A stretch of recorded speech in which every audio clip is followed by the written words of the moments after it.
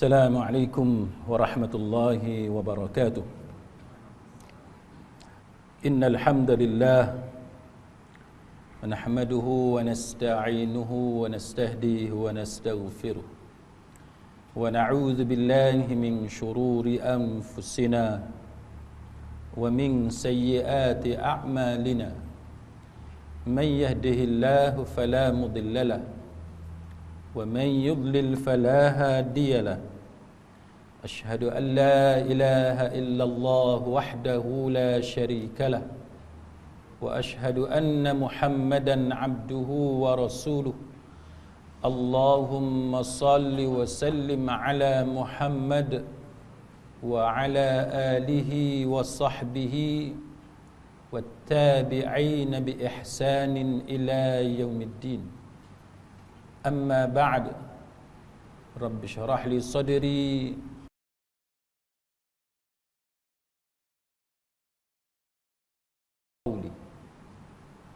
saudara-saudari, sahabat-sahabiah, muslimin muslimat, mudah-mudahan kita pada malam ini semuanya di dalam rahmat Allah Subhanahu wa taala insya-Allah.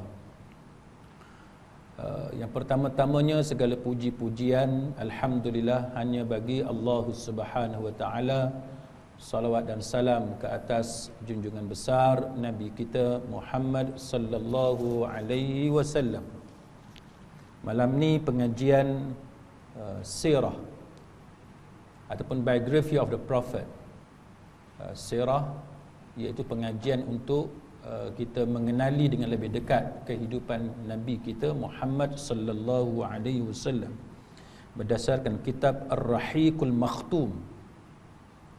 Ar-Rahiqul Makhtum dalam version Englishnya maksudnya the sealed nectar, kan? Ataupun air minuman yang bekasnya itu ada sealed, meterai.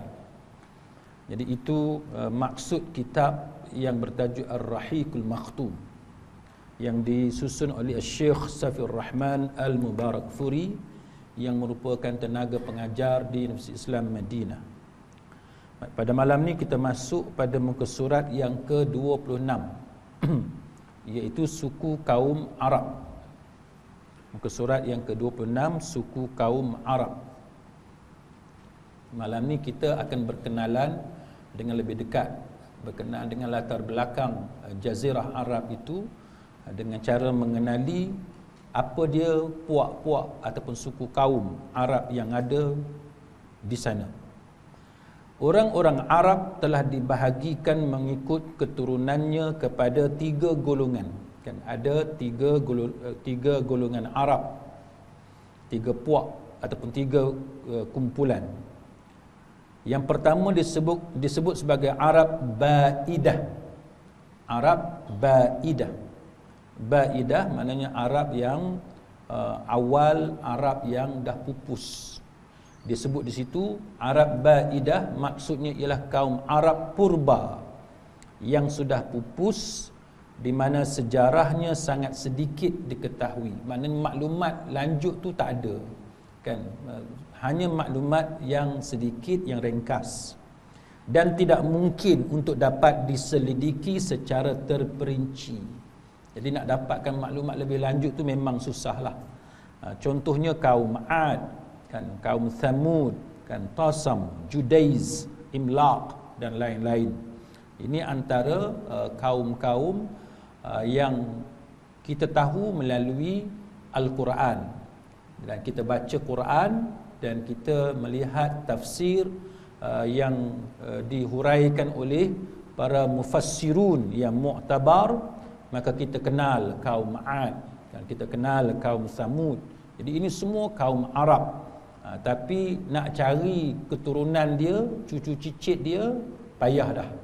Sejarah dia, maklumat tentang bangsa ini, walaupun mereka bangsa Arab, kan, walaupun mereka ni asal usul kepada bangsa Arab, tetapi maklumat yang ada terlalu sedikit.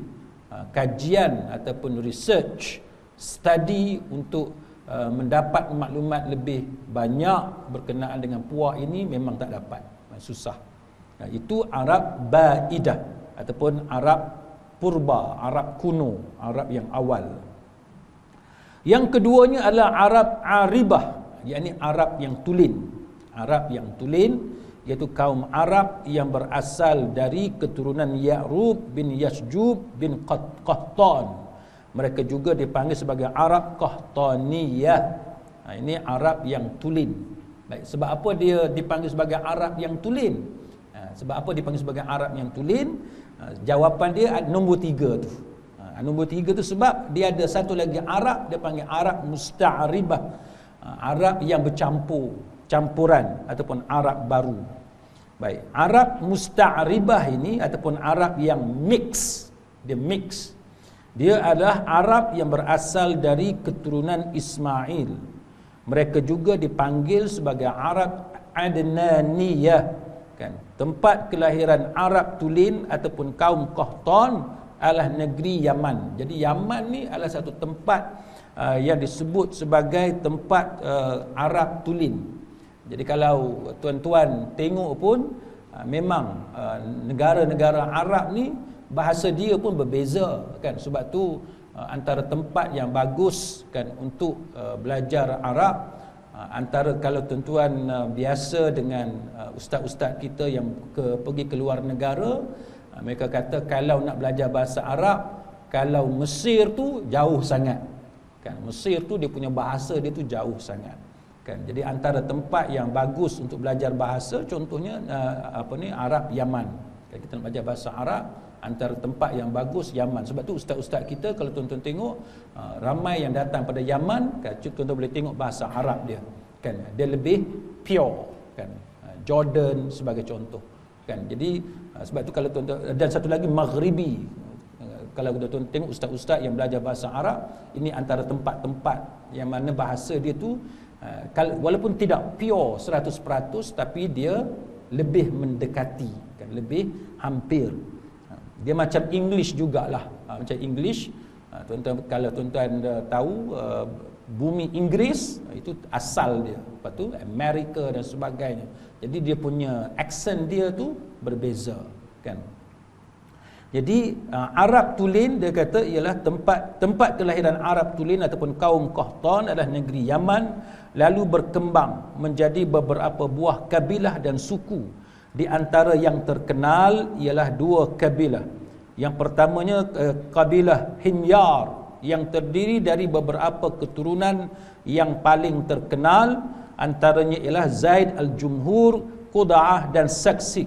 Itu antara kabilah yang terkenal di kalangan Arab Musta'ribah.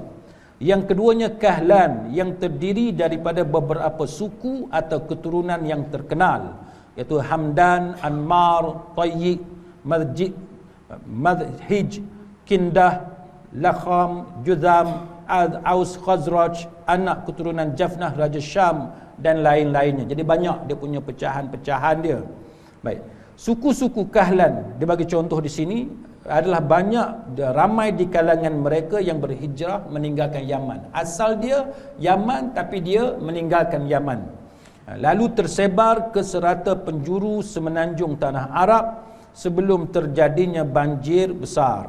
Mereka berhijrah akibat daripada mengalami kegagalan dalam perdagangan. Mereka ni bisnes, berniaga, jadi mereka gagal dalam perdagangan mereka dengan sebab mendapat tekanan daripada kerajaan Rom. Dan kita tahu bahawa Rom pada masa itu adalah kuasa besar, antara kuasa besar dunia, dan kerajaan Rom adalah kerajaan yang beragama Kristian, dan mereka dia cuba menjajah, menakluki wilayah-wilayah semakin ke selatan, semakin ke bawah. Dan penguasaan kerajaan itu, yakni kerajaan Rom terhadap laluan perdagangan melalui laut dan darat, iaitu selepas penjajahan Rom di Mesir dan juga di Syria pada masa itu. Dan persaingan di antara dua kumpulan ini, Himyar dan Kahlan ini, telah menghasilkan pemindahan yang pertama dan penempatan yang kedua di Yaman. Baik, kemudian dia kata kaum Kahlan yang berhijrah boleh dibahagikan kepada 2 kumpulan. Baik, yang pertamanya kaum yang dikenali sebagai Al-Azad. Mereka ni berkelana mengelilingi Yaman. Mereka saling menghantar perintis. Perintis ni maknanya dia tukang survey kan. Dia pergi tengok tempat baru, dan mereka ni di bawah kepimpinan Imran bin Arm Muzaiqiyah yang akhirnya menuju ke arah utara dan timur. Dan butiran penghijrahan mereka secara terperinci bolehlah diringkaskan seperti berikut. Ini maklumat secara ringkas. Kita baca dulu, nanti saya hurai sedikit. Baik, Tha'labah bin Amr contohnya, dia meninggalkan sukunya Al-Azad ini menuju ke Hijaz kan, menuju ke Hijaz. Bila sebut Hijaz, tuan-tuan kena faham. Bila sebut Hijaz, antara Hijaz, Mekah Hijaz kan, Madinah Hijaz. Itu Hijaz. Baik. Dan menetap di Tha'labiyah dan Dhiqar. Apabila dia bertambah kuat, dia pergi menuju ke Madinah dan dia menetap di situ. Jadi Madinah tu dalam Hijaz. Jadi antara keturunannya ialah Aus dan Khazraj. Kan kita belajar pasal Aus dan Khazraj, perbalahan yang berlaku di antara puak-puak itu di Madinah, dan bagaimana Rasulullah sallallahu alaihi wasallam bila sampai di Madinah, maka antara yang dilakukan oleh baginda ialah menyatukan orang-orang Islam kan, termasuk perbalahan yang berlaku antara puak-puak yang ada, Aus dan Khazraj dan sebagainya, dan anak kepada Harithah bin Tha'labah. Jadi keturunan Aus dan Khazraj ini dia datang dari susur galur daripada Harithah bin Tha'labah. Jadi Harithah bin Amr ni siapa dia? Yang dikenali sebagai Khuza'ah. Dia berpindah randah. Ni cerita zaman dulu, tuan-tuan. Kan dia berpindah daripada satu tempat ke satu tempat. Sebab apa berpindah, tuan-tuan kena ketahui bahawa kehidupan orang zaman dulu dia berbeza dengan kehidupan zaman kita. Kan? Kita ni, tuan-tuan sekalian, kita dah moden. Kan? Kita dah moden. Banyak benda yang masyarakat dahulu tidak ketahui, kita ketahui. Contohnya kita tahu tentang musim, kita tahu tentang baja, tentang penyakit pokok dan sebagainya. Menyebabkan dengan sebab ilmu itu dia berkembang, jadi kita boleh duduk kekal di sesuatu tempat. Kita tahu peredaran musim dan sebagainya. Orang-orang zaman dulu, tuan-tuan, kita bukan sahaja spesifik kepada orang-orang Arab, malah manusia zaman dulu di banyak tempat, banyak negara pun mereka berpindah randah. Kan? Sebab bila mereka duduk satu tempat tidak ada air sebagai contoh. Negara Arab, antara masalah yang besar mereka ialah kerana gersangnya bumi mereka. Jadi bila musim kering dan sebagainya, mereka perlu kepada tempat lain yang ada air, sumber air dan sebagainya. Bila tanaman tidak menghasilkan hasil sebagaimana yang diharapkan, maka mereka berpindah, kan, cari tempat baru. Ini kita belajar geografi di Malaysia pun macam tu. Orang asli kan, kehidupan mereka antaranya macam itulah. Zaman-zaman dulu kan, orang-orang yang hidup pada zaman dahulu, maka antara kehidupan mereka ialah mereka berpindah randah di antara satu tempat ke satu tempat yang lain. Hari ini kita moden kan, kita hidup makan gaji kan, kita hidup tidak lagi tertumpu kepada pertanian semata-mata. Hari ini kita hidup saling bergantung di antara satu sama lain. Malah hasil pertanian yang tidak ada di bumi kita pun kita import. Pasal apa? Sebab sistem pengangkutan yang moden. Kita boleh dapat buah-buahan, hasil tanaman dari negara yang jauh dalam waktu yang singkat. Jadi sebab itu zaman moden, cerita pindah randah ni dia tidak lagi banyak berlaku sebagaimana yang dilakukan oleh orang-orang purba, kan, oleh orang-orang zaman dahulu. Baik, jadi sidang hadirin mukminin, kemudian dia cerita kemudiannya bagaimana Harithah bin Amr yang dikenali sebagai Khuza'ah berpindah randah bersama-sama dengan anaknya di Hijaz sehingga mereka sampai ke Mar Az-Zahran. Kemudian mereka menakluki tanah suci dan mendiami Mekah. Mereka menguasai Mekah dan mereka duduk di Mekah dan mereka halau penduduk asal yang ada di Mekah. Siapa dia penduduk asal di Mekah? Iaitu suku kaum Jurhum. Baik, jadi Imran bin Amr dan keluarganya pergi ke Oman dan mereka memulakan suku Az, yang mana anak-anak dia berada di Tihamah dan dikenali sebagai Az-Shamnu'ah. Manakala Jafnah bin Amr dan keluarganya pergi ke Syria dan menetap di situ, kemudian menubuhkan kerajaan Ghassan. yang dinamakan sempena nama mata air di Hijaz, di mana mereka singgah semasa dalam perjalanan ke Syam. Baik, kalau tuan-tuan belajar tentang siapa yang menguasai Mekah, tuan-tuan tengok di situ nama suku kaum Jurhum.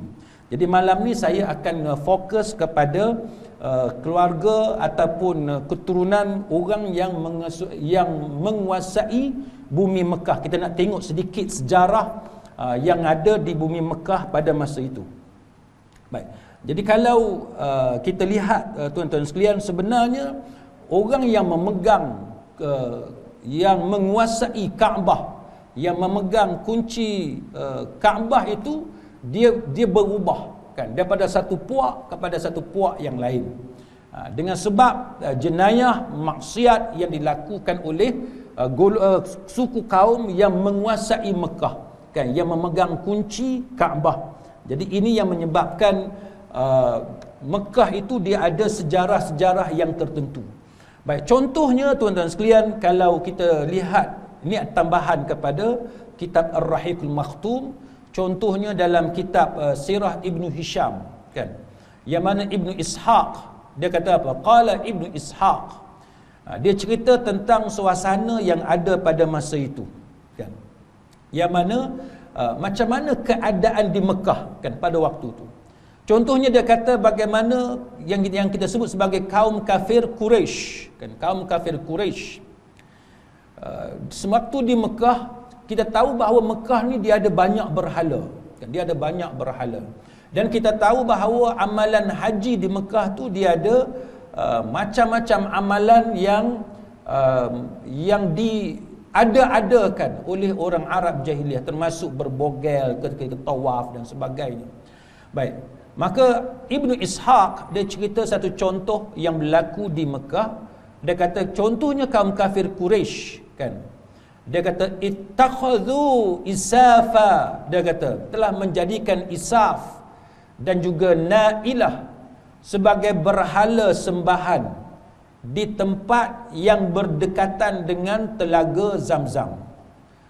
Kalau siapa-siapa yang pernah sampai di Mekah ketika mana telaga Zamzam belum ditutup kan, hari ni tuan-tuan nak tengok dengan pandangan mata kasar tak nampak lah kan telaga Zamzam. Dulu-dulu saya ingat saya sampai di Mekah tahun 90-an, masa tu masih lagi kita boleh turun ke bawah kan, kita boleh turun ke bawah, kita boleh tengok telaga Zamzam, dan ramai orang mandi di situ, berehat di situ, minum dan sebagainya, yang basuh kain ihram dan sebagainya.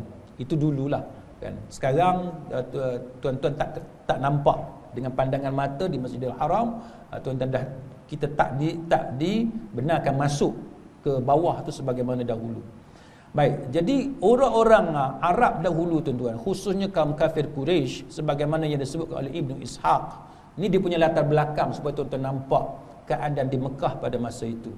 Yang mana Ibnu Ishaq mengatakan bahawa kaum kafir Quraisy menjadikan Isaf dan juga Nailah sebagai berhala sembahan, yang mana berhala tu berada di kawasan dekat dengan telaga Zamzam, yang mana mereka ni menyembelih korban berhampiran dengan berhala Isaf dan Nailah kan. Ini mengikut Ibnu Ishaq.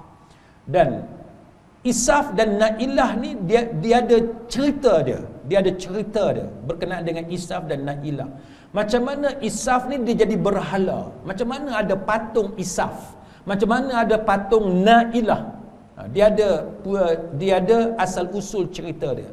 Cumanya para ulama ahli sunnah wal jamaah, walaupun ramai di kalangan ulama ahli sunnah wal jamaah menceritakan tentang berhala, tentang asal usul berhala Nailah dan juga Isaf ini, tetapi mereka menceritakan dengan sirah yang dengan bentuk yang mana kita faham tidak diyakini kebenaran dia, mana tidak disabitkan cerita tu benar-benar betul, benar-benar berlaku, tapi dengan sirah yang menunjukkan bahawa para ulama ahli sunnah wal jamaah menunjukkan kepada kita bahawa itu cerita yang tak dapat dipastikan kesahihan dia, walaupun majoriti ulama ahli sunnah wal jamaah menceritakan kisah asal usul berhala Nailah dan Isaf ni.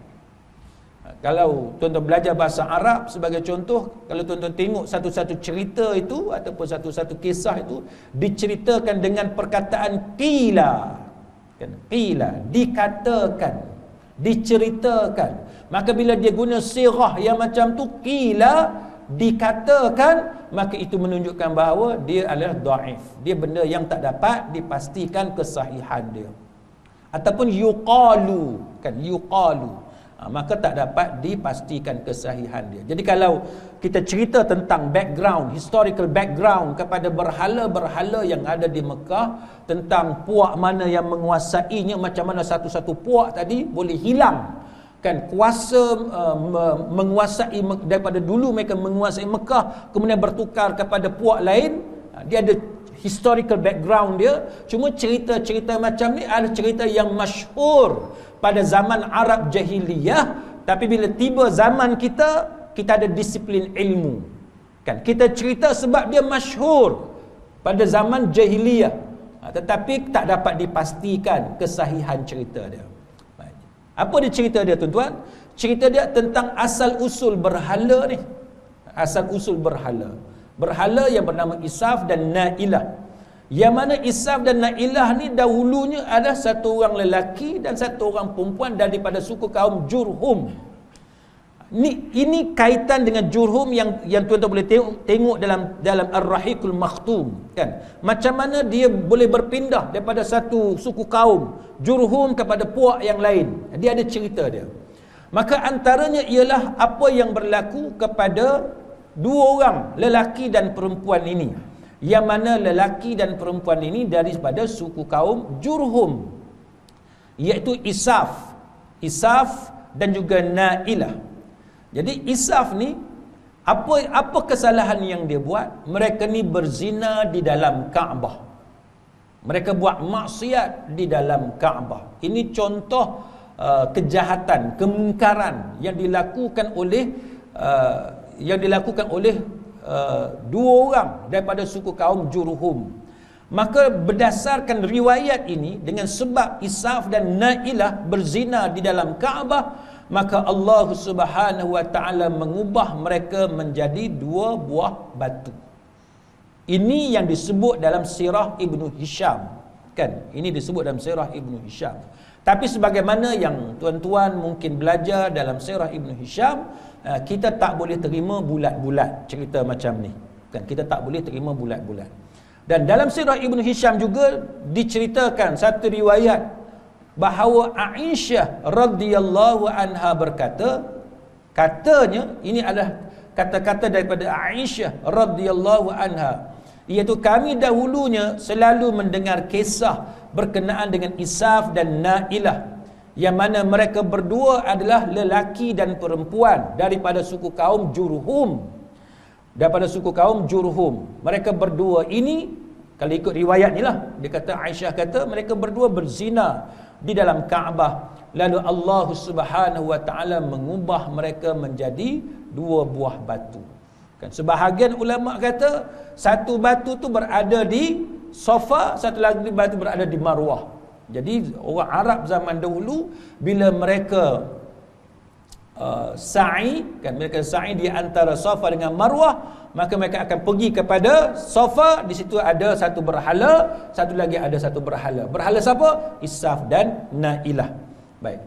Maka Al-Imam At-Tabari rahimahullahu ta'ala, ni juga dalam sirah Ibnu Hisham, sebagai tambahan kepada apa yang kita belajar pada malam ni, Al-Imam At-Tabari dia bawa satu athar daripada Asy-Sya'bi, dan dia kata apa?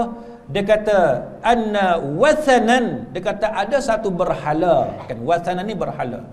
Ada satu berhala pada zaman jahiliyah di Safa, di Bukit Safa, nama dia Isaf, kan. Yang lelaki tu nama Isaf, di Bukit Safa, berhala, patung dia. Ni cerita zaman dahululah, kan, zaman Arab jahiliyah. Dan satu lagi patung di Bukit Marwah, Na'ilah yang perempuan itu. Ini yang disebut oleh Al-Imam At-Tabari dalam tafsir dia. Dia kata bahawa masyarakat jahiliyah bila mereka tawaf di Kaabah, mereka pusing di Kaabah, mereka akan mengusap, kan? Mereka akan usap berhala tersebut untuk mendapat keberkatan. Kalau bahasa kita ni bertabarruk. Bertabarruk, mereka akan usap berhala tersebut kan. Dan ketika datangnya Islam, kedua-dua berhala tersebut dihancurkan.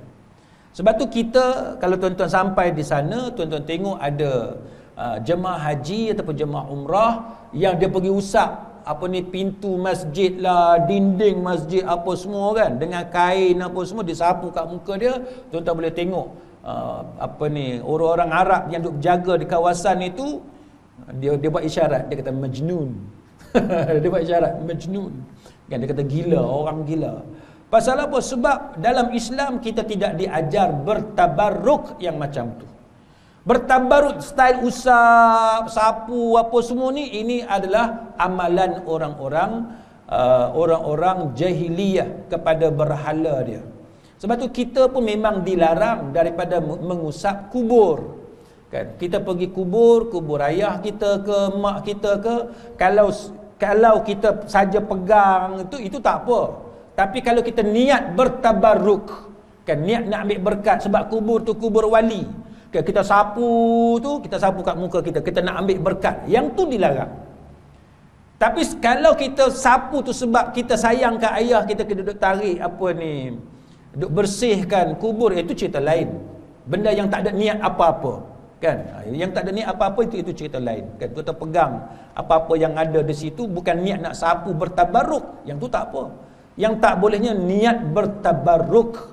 Kan, sebab dalam agama kita diajar tidak ada tabarruk seperti itu. Tidak ada tabarruk seperti itu. Semalam pun saya sentuh berkenaan dengan tajuk golongan kuburiyun. Kan, orang yang menyembah kubur, dia tak mengaku dia menyembah kubur, tapi bila dia berdoa, minta pertolongan, bantuan, istighatsah dengan mayat dalam kubur tu, walaupun nama dia wali, itu dikatakan sebagai menyembah kubur. Sebab apa? Sebab orang bukan Islam pun, tuan-tuan, kawan saya, lawyer Hindu, saya tanya dia tak mengaku sembah berhala. Dia tak sembah berhala. Dia kata, kami bukan bodoh. Dia kata, kita bukan bodoh, kita tak sembah berhala. Berhala tu batu. Tapi berhala tu lebih kepada macam gambar. Kan? Gambar untuk membantu kita fokus ketika kita berdoa. Dia tak mengaku dia sembah, tapi itu dipanggil menyembah bila kita meminta kepada orang yang dah mati. Bila kita meminta dengan orang yang dah mati, itu dipanggil sebagai menyembah. Walaupun yang mati itu adalah wali, kita panggil dia wali. Betul ke tidak, wallahu a'lam, kita tak tahu, tapi dakwaannya adalah wali. Dan saya nak mengingatkan kepada sahabat-sahabat sekalian, perbuatan meminta tolong, istighatsah dengan orang yang mati ni adalah perbuatan yang diharamkan dalam agama dan boleh membawa kepada syirik. Saya bagi contoh mudah kepada tuan-tuan. Katalah satu orang wali, kan, satu orang wali, walaupun kita tak tahu, cuma ada orang kata dia wali. Dekat mana wali tu? Adalah kat kampung mana-mana. Katalah wali tu tiba-tiba dia mati, dia meninggal dunia. Wali itu mati, dia meninggal dunia.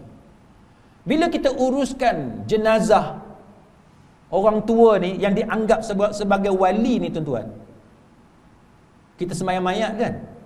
Kita sembahyang mayat. Kita sembahyang jenazah ke atas orang tua yang dianggap sebagai wali tersebut. Saya nak tanya tuan-tuan, solat jenazah kepada orang yang mati yang dianggap sebagai wali, doa dia sama tak dengan doa mayat lain? Ataupun lain? Sama.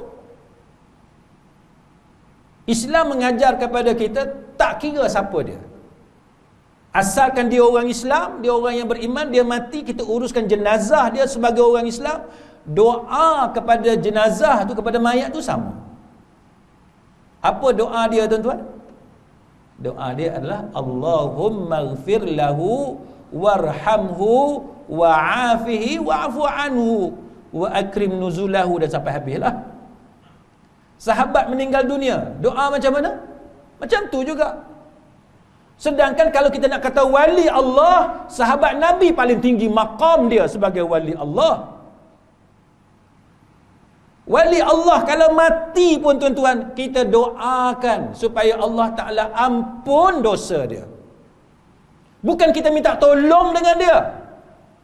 Bila kita minta tolong dengan dia, itu dipanggil sebagai menyembah wali tersebut, menyembah orang yang saleh. Dia saleh, dia tak berdosa, dia tak ajar kepada kita menyembah dia, tapi orang tu di kalangan kita ni yang mengangkat dia sebagai tempat sembahan. Itulah yang dilakukan oleh golongan Kristian. Itu saya cerita semalam lah. Jadi sebab tu kita ni tuan-tuan sekalian, kita jangan ulangi kesilapan-kesilapan macam tu. Orang yang mati tuan-tuan, walaupun dia saleh, walaupun dia wali Allah, quote and quote, yang kita duk panggil wali Allah, bukan kita yang perlukan pertolongan dia. Dia yang perlukan doa kita. Kan? Dia yang perlukan doa kita. Saya ada guru Quran sebagai contoh. Saya ada guru Quran. Bila saya teringat dekat dia tuan-tuan, apa saya buat? Saya doakan dia. Allahumma ghfir lahu sebagai contoh kan. Warhamhu wa'afihi wa'fu anhu. Bila kita teringat dekat dia, ya Allah ampunilah dosa dia. Ya Allah bagilah pahala kepada dia. Dia yang ajar aku Quran. Orang yang mati ni perlu kepada doa kita tuan-tuan. Kita diajar dalam agama macam tu. Bukannya kita minta tolong dengan dia. Jadi kita kena perbetulkan benda-benda macam ni. Walaupun dalam negara kita tak ramai yang menjadi penyembah kubur, menjadi kuburiyun, tapi trend tu kita bimbang. Trend tu kita bimbang. Trend ke arah memuliakan kubur sehingga wujudnya kubur-kubur keramat. Dan banyaklah kita tahu pihak berkuasa agama dah buat sekatan dan hancurkan, musnahkan tempat-tempat yang sedemikian. Baik. Maka Syekh Muhammad bin Jamil Zainu, ni saya tambahan kepada teks kita ni, yang ni tak ada dalam teks kita. Dia kata apa? Dia kata bahawa bodohnya golongan yang syirik. Orang yang syirik ni tuan-tuan, yang mensyirikkan Allah Ta'ala ni memang dia bodoh, kan? Dia jahil dan sememangnya perlu dikenakan hukuman. Sebab apa? Sebab Syekh Muhammad bin Jamil Zainu rahimahullahu ta'ala, dia kata apa? Dia kata syirik ni adalah kehinaan bagi manusia. Kan? Syirik ni adalah kehinaan bagi kemuliaan manusia dan merendahkan kedudukan manusia. Syirik, yang kata syirik ni dia merendahkan kedudukan manusia. Apa Syekh kata? Dia kata Allah telah menjadikan manusia sebagai khalifah di muka bumi, memuliakan mereka, mengajar mereka nama-nama semua, menundukkan bagi mereka apa yang ada di langit dan di bumi seluruhnya, dan menjadikan kebahagiaan bagi mereka apa yang ada di alam semesta. Maknanya binatang ke, pokok ke, apa ni, matahari ke, bulan, semua ni makhluk yang Allah Ta'ala jadikan untuk berkhidmat kepada manusia. Itu maksud dia. Kita sebagai apa tuan-tuan? Kita sebagai khalifah. Khalifah makna dia apa? Khalifah sebagai pemerintah. Kita yang mentadbir dunia ni. Yang sepatutnya lah. Yang sepatutnya. Maka Syekh kata apa? Dia kata bahawa akan tetapi golongan yang syirik ini, mereka ini bodoh. Dia kata mereka ini membodohkan diri mereka sendiri. Pasal apa? Kerana mereka menjadikan pelbagai unsur dalam alam semesta ini sebagai Tuhan yang disembah, menundukkan diri kepadanya dan merendahkan diri kepadanya. Dia kata. Maka Syekh kata apa? Dia kata contoh kehinaan syirik yang sangat dahsyat yang berlaku pada zaman ini. Contohnya dia kata ada golongan agama yang tertentu yang memuliakan binatang. Syekh kata ada agama tertentu yang memuliakan binatang. Syekh kata asalnya sebenarnya Allah mencipta binatang supaya binatang berkhidmat kepada manusia. Kuda untuk kita naik sebagai contoh lah, kan? Kerbau untuk tolong kita bajak sebagai contoh. Binatang-binatang yang halal kita makan, untuk kita sembelih, kita makan dia. Itu maknanya binatang untuk berkhidmat kepada kita. Maka Syekh mengatakan bahawa berapa ratus juta manusia dalam dunia Sebab mereka mensyirikkan Allah Ta'ala, mereka membodohkan diri mereka sendiri. Binatang yang sepatutnya berkhidmat untuk manusia, sebaliknya manusia pula berkhidmat untuk binatang. Manusia berkhidmat untuk binatang. Dia kata terbalik. Kenapa terbalik? Kerana kebodohan yang berlaku kepada golongan yang mensyirikkan Allah Ta'ala. Sehingga Syekh kata sampai tahap manusia punya bodoh ni tuan-tuan sekalian, sampai tahap najis binatang yang jijik, yang busuk, yang hina itu dianggap sebagai suci. Mereka ada upacara-upacara tertentu dalam ibadat mereka. Agama kita tuan-tuan sekalian ada tak ambil najis sebagai ibadat? Tuan-tuan nak semayang maghrib ni, ada tak siapa-siapa pergi mandi masuk dalam kumbahan IWK dulu? Tak ada. Ataupun ambil najis binatang dulu, kan? Pakai ke apa ke? Tak ada. Kita orang Islam, kita diajar bersih, kan? Paling kurang 4 anggota wudu, paling kurang. Kalau hak lebih lagi mandi wajib. Itu menandakan kebersihan. Yang mana kita wajib, yang mana tak sah kalau kita tak menggunakan air mutlak. Sebagai cerita air mustakmal mutlak tu kita cerita kemudian lah. Tapi sebagai contohnya mudah kita nak faham, air mutlak, kan? Baik. Kemudian dia kata apa? Dia kata kemudian kamu boleh melihat betapa bodohnya orang Islam. Dia sebut orang Islam ni. Tadi dia kata orang bukan Islam. Syekh kata kamu boleh melihat betapa bodohnya orang Islam yang beribadat, menyembah di sekitar kubur-kubur orang yang mati. Ini orang Islam. Tapi beribadat, menyembah kubur orang yang mati, meminta kepada kubur akan hajat-hajat mereka, padahal mereka juga adalah hamba Allah sama seperti kita. Orang dalam kubur tu hamba Allah sama seperti kita, yang dia tak boleh buat apa-apa pun. Maka sebab tu tuan-tuan sekalian, bila kita tengok orang Arab jahiliyah, kan, kita diajar supaya memahami suasana yang ada pada orang Arab jahiliyah sebelum Nabi sallallahu alaihi wasallam diutuskan kepada kita semualah, termasuk orang-orang Arab jahiliyah. Yang mana mereka ini memperbodohkan diri mereka sendiri. Tu kita tak cerita bagaimana mereka telanjangnya dan sebagainya, perkara-perkara bodoh yang dilakukan oleh orang-orang Arab jahiliyah. Tapi Islam datang, dia baiki benda-benda macam ni. Perbalahan yang ada, kekarutan yang ada, Islam datang. Satu lagi contoh yang disebut oleh Syekh Abdul Rahman bin Nasir Al-Sa'di rahimahullahu ta'ala. Dia kata apa? Dia kata kesyirikan yang berlaku itu, dia kata contohnya, dia kata dibandingkan dengan keimanan. Iman ni dia kata, dia buat perbandingan antara iman dengan syirik. Iman ni langit, syirik ni dekat bawah, dia kata. Maka Syekh Sa'di kata iman tu seperti mana langit. Dia itu terjaga, protected, dia tinggi. Dan dia kata sesiapa yang meninggalkan keimanan, maka dia diumpamakan seperti benda yang jatuh dari langit. Maka orang yang jatuh dari langit, dia kata macam benda yang jatuh dari langit, dia mudah disambar kan oleh burung dan sebagainya. Maka itulah perumpamaan yang dibuat kepada golongan yang syirik, yang mana mereka mudah digoda oleh syaitan yang akan merobek-robeknya dan menghancurkan agama dan dunianya. Jadi itu yang disebut oleh Syekh As-Sa'di rahimahullahu ta'ala. Baik. Kemudian kita tengok tuan-tuan sekalian, apa yang disebut dalam teks kita ini, iaitu yang kedua itu Lakham dan Juzam, kan? Lakham dan Juzam.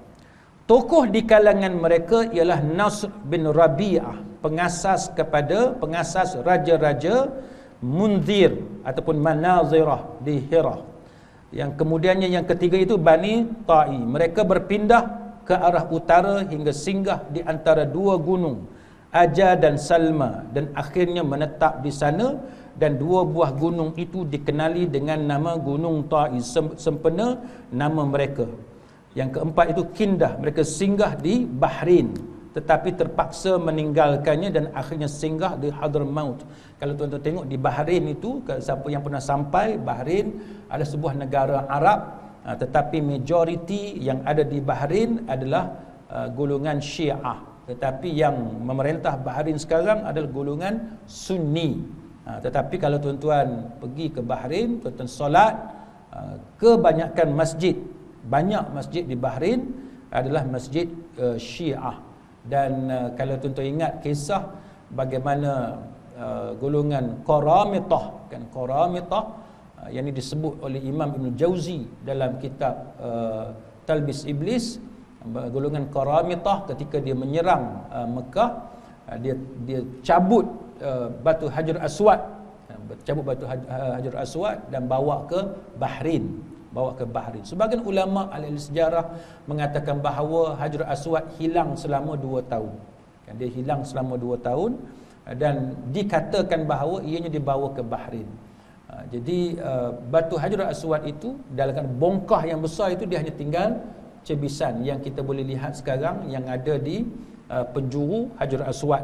Kan dia diletak dalam frame, cebisan itu sahajalah yang tinggal. Jadi itu adalah angkara jenayah yang dilakukan oleh golongan Qaramitah. Jadi ulama menyebut Qaramitah itu adalah sebahagian daripada Syiah. Jadi ini contoh jikalau mereka menguasai sesuatu wilayah ataupun sesuatu tempat, maka mereka melakukan jenayah terhadap orang Islam, membunuh sebegitu ramai jemaah haji, termasuk merosakkan tempat ibadat orang-orang Islam. Sebab tu tuan-tuan, kalau tuan-tuan tengok sebahagian ulama yang agak keras, agak syedid, mereka tak menamakan Syiah sebagai mazhab, tapi mereka menamakan Syiah sebagai agama, kan, agama Syiah. Jadi tuan-tuan jangan terkejut kalau tuan-tuan tengok memang ada fatwa-fatwa ulama dia tidak menerima Syiah sebagai mazhab.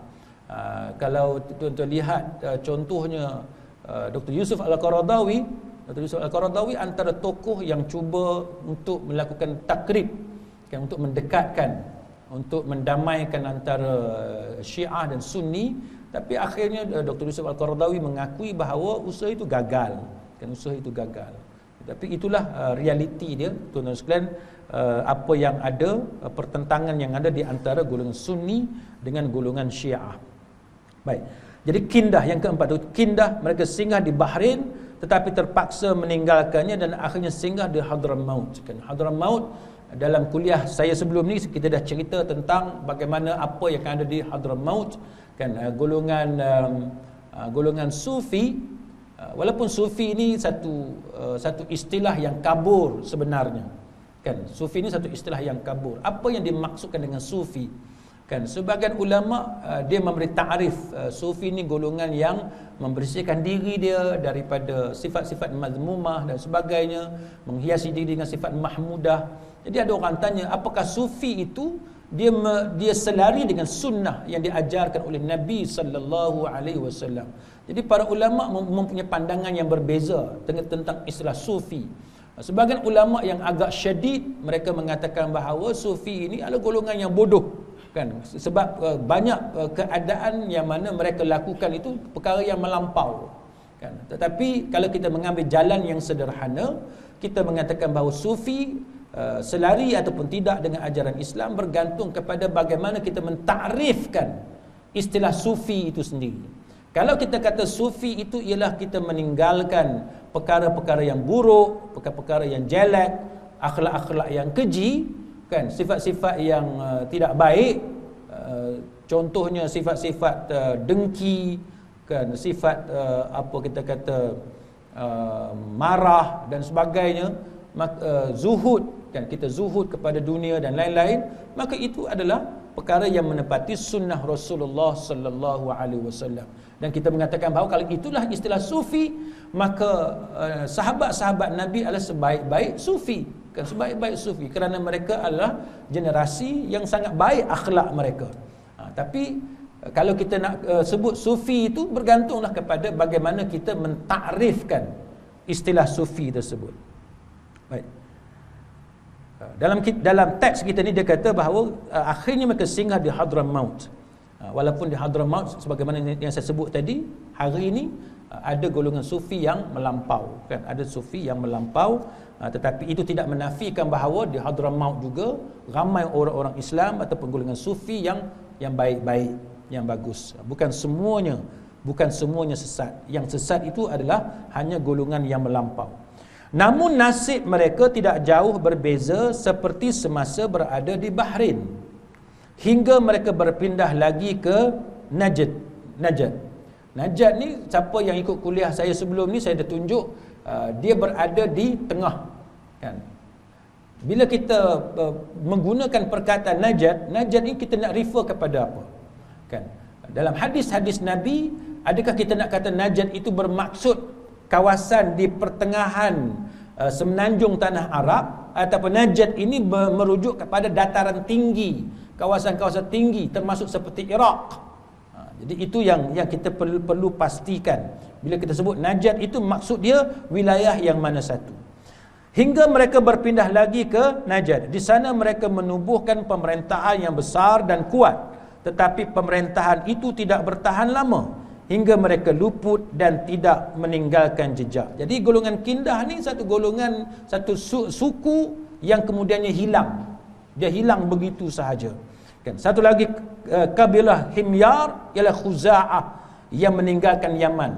Macam yang kita cerita tadilah, Arab yang asalnya datang dari Yaman, kemudian mereka meninggalkan Yaman, kan. Mereka meninggalkan Yaman dan kemudian mereka bermukim di daerah pedalaman Gurun As-Samawah di sempadan Iraq, kan, di sempadan Iraq. Maka dalam footnote itu dia kata, lihat maklumat terperinci tentang kabilah-kabilah ini dan penghijrahan mereka di dalam buku-buku nasab Ma'wala Yaman Al-Kabir dan sebagainya lah, banyak di situ, Jamharatun Nasab dan sebagainya, termasuk Tarikh Ibn Khaldun dan lain-lain yang disenaraikan dalam footnote itu.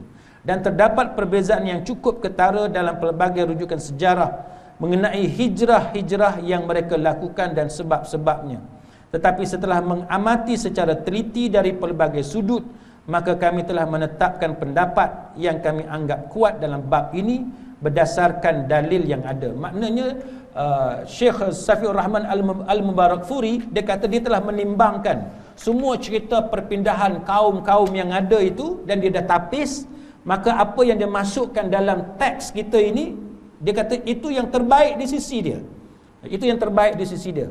Dan dalam mukadimah kita sebelum ini, saya pernah sebut kepada tuan-tuan bahawa walaupun kita mengatakan bahawa teks kita Ar-Rahiqul Makhtum sebagai yang terbaik yang kita ada, tapi itu tidak bermaksud bahawa dia bebas daripada segala kesilapan. Tidak. Itu pun tetap ada kritikan-kritikan yang dibuat oleh para ulama terhadap kandungan yang ada dalam kitab Ar-Rahiqul Makhtum ini. Tetapi dari sudut yang terbaik, dia adalah antara yang terbaik. Kitab-kitab sirah yang terbaik, dia antara yang terbaik. Kalau kita sebut tentang sirah Ibn Hisham sebagai contoh, kalau tuan-tuan belajar di ma'had ataupun sekolah agama ataupun di universiti, tuan-tuan mengaji sirah Ibn Hisham. Sirah Ibn Hisham sangat banyak kritikan, kan, kepada riwayat-riwayat yang ada dalam sirah Ibn Hisham. Tetapi itu tidak menafikan tentang kehebatan yang ada, maklumat yang ada kepada dalam kitab sirah Ibn Hisham. Cuma kita orang awam, kita tak boleh ambil bulat-bulat, kan? Kita tak boleh ambil bulat-bulat. Dia sebagaimana kitab tafsir At-Tabari, kan? Kitab tafsir At-Tabari dan tafsir yang lain. Kita orang awam, kita tak boleh ambil bulat-bulat. Maka sebab tu kita kata bahawa adalah cantik dan bagus kalau kita belajar kitab yang ada dipanggil sebagai tahqiq, kan, yang telah ditahqiq oleh para ulama, yang telah dicek, kan, yang dikemas kini oleh para ulama. Contoh yang kita belajar di Masjid Karwa, kan, kitab Ad-Da' wa Dawa, kan, Ad-Da' wa Dawa oleh Imam Ibn Qayyim. Walaupun Imam Ibn Qayyim, tapi itu pun banyak kritikan, istilah-istilah yang digunakan, riwayat-riwayat yang digunakan oleh Imam Ibn Qayyim pun mendapat kritikan kan oleh ulama yang mentahqiq kitab tersebut. Sama sebagaimana kitab Ihya Ulumuddin kan, kitab Ihya Ulumuddin walaupun dia dikarang oleh Hujjatul Islam Al-Imam Al-Ghazali rahimahullahu taala, dan dalam mazhab Syafi'i Imam Al-Ghazali dianggap sebagai antara tokoh besar dalam mazhab Syafi'i sehingga dia digelar sebagai Hujjatul Islam. Tapi Al-Iraqi bila dia cek riwayat-riwayat yang ada dalam Ihya Ulumuddin yang dikarang oleh Al-Imam Al-Ghazali rahimahullahu taala, terdapat banyak hadis-hadis maudhu' dan sebagainya. Jadi itu contoh bagaimana usaha yang dilakukan oleh para ulama untuk memperbetulkan keadaan itu.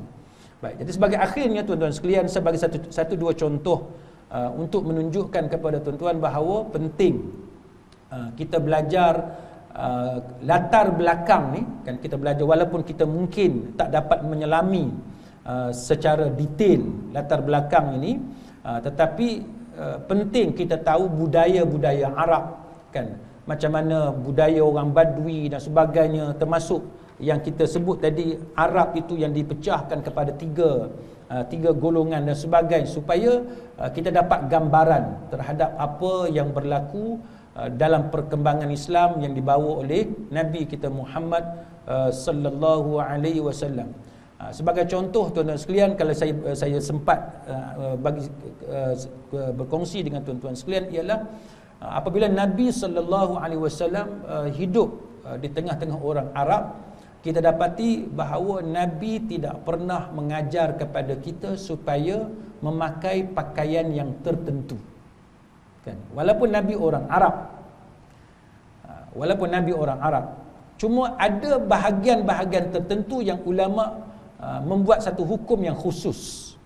Sebagai contoh, kita tidak disunatkan untuk makan kurma, sebab di tempat kita ni ada nasi, kita ada lauk kita sendiri, makanan kita sendiri, kecuali dalam keadaan yang tertentu. Contohnya ketika iftar, ketika buka puasa, ketika sahur, sebagai contoh. Jadi para ulama kata tak boleh ganti. Sunatnya kita berbuka puasa dengan tamar. Kata tak ada tamar, tak ada kurma, tuan-tuan nak ganti dengan tembikai sebagai contoh. Sebab dia buah juga dan dia manis. Maka jumhur ulama mengatakan bahawa tak boleh ganti. Kan? Dia tak termasuk dalam perkara ta'akkuli yang menggunakan reasoning. Dia tak termasuk dalam perkara yang disebut sebagai reasoning. Tapi ada perkara yang termasuk dalam ta'akkuli, dalam perkara yang kita sebut reasoning. Dia ada reason dia. Contoh kalau saya boleh kongsi dengan tuan-tuan berkenaan dengan kabilah dan kaum ni, bila kita dah sepintas lalu kita berkenalan dengan kabilah dan kaum Arab ini. Satu contoh, dalam keadaan Nabi tidak mengesyorkan kita pakai jubah mana-mana. Kan tuan-tuan nak pakai baju Melayu ke, nak pakai jubah ke, baju kemeja, itu terpulang kepada tuan-tuan. Tapi ada ketikanya Nabi sebut kaum yang tertentu. Ada ketikanya Nabi sebut kaum yang tertentu. Contohnya riwayat yang datang daripada Umar Khattab radhiyallahu anhu kan, berkenaan dengan kaitan dengan kabilah dan kaum. Yang mana ketika itu para pekerja sahabat Umar radhiyallahu anhu, pada ketika itu mereka berada di Azerbaijan. Di Azerbaijan, yang mana mereka bawa perkataan Umar Khattab. Mereka bawa perkataan Umar Khattab. Dia sebut alaikum, kan, hendaklah kamu ni pakai apa dia? Libas apa dia? Libas ma'diyah, kan, ma'diyah. Pakai satu pakaian milik kaum tertentu dan elakkan daripada memakai pakaian budaya ajam. Ini satu contoh yang ulama bawakan kepada kita bahawa dalam keadaan kita belajar tentang kaum, puak dan sebagainya, dan kita belajar bahawa agama ni dia tidak mengajar kepada kita supaya ikut apa yang orang Arab lakukan, tapi ada ketikanya memang ada perintah daripada Nabi supaya ikut budaya tertentu. Contohnya ialah pakaian, kan. Sebab apa?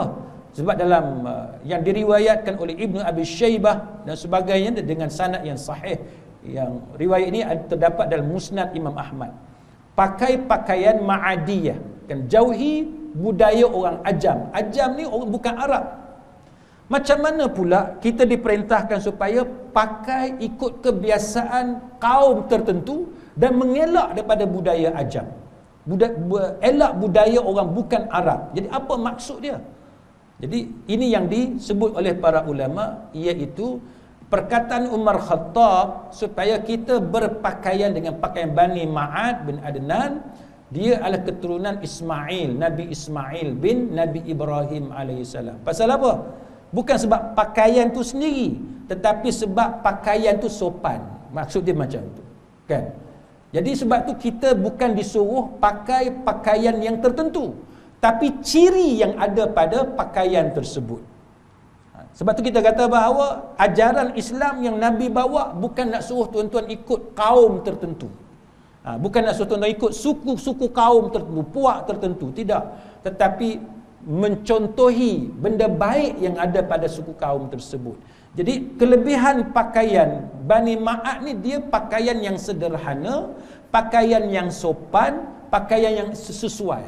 Kalau Ibnu Taimiyah rahimahullahu ta'ala, dia kata pakaian yang terbaik ialah pakaian yang mudah kita pakai dan mudah kita buka. Itu pakaian yang terbaik. Jadi pakai banyak duk lilit, pakai benda yang mengambil banyak masa, terpaksa depan cermin nak tengok muka, dan sebab itu bukan cara yang diajarkan oleh agama kepada kita. Jadi itulah sedikit tuan-tuan sekalian apa yang saya boleh kongsikan pada malam ini. Apa yang pentingnya ialah nanti kita akan melihat lebih terperinci apa dia kelebihan-kelebihan suku kaum itu dari segi budaya dia, akhlak dia, pakaian dia, karakter dia, supaya daripada itu kita dapat ambil beberapa ibrah, pelajaran daripada kepelbagaian suku kaum yang ada di negara Arab. Macam kita lah tuan-tuan, kita ada orang Melayu, kita ada Cina, kita ada India. Setiap bangsa ni, setiap puak ni dia ada kelebihan dia masing-masing. Ada yang lembut, ada yang keras dan sebagainya. Jadi setiap itu kita dapat pelajari sesuatu daripada mereka. Ada bangsa dan puak tu dia mahir dengan kemahiran yang tertentu. Jadi ini antara pengenalan daripada apa yang ada di semenanjung tanah Arab, dia punya latar belakang dia. Wallahu a'lam. Aqulu qawli hadza wa astaghfirullahal azim li wa lakum. Wassalamu alaikum warahmatullahi wabarakatuh.